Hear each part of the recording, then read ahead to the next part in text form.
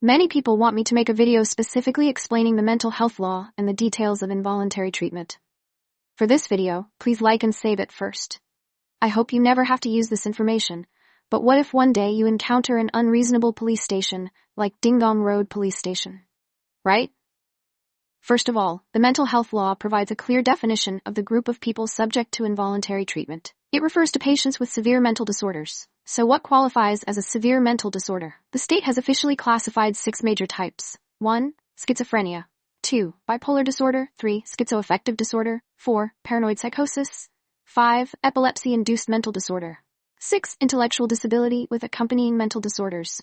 You must fall into one of these 6 categories to be classified as a severe mental disorder patient. Now, let's look at Article 30 of the Mental Health Law.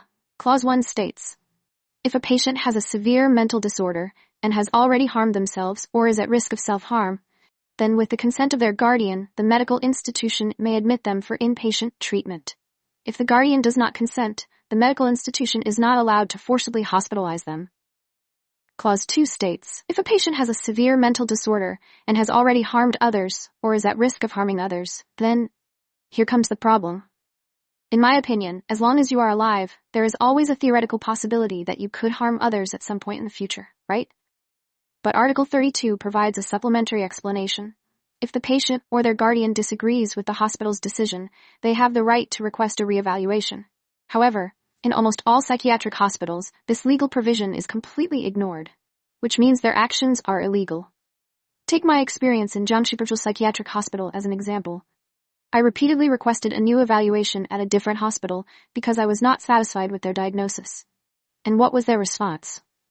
All psychiatric evaluations in Jiangxi province are conducted by our hospital. If we say you have a mental illness, then you have a mental illness.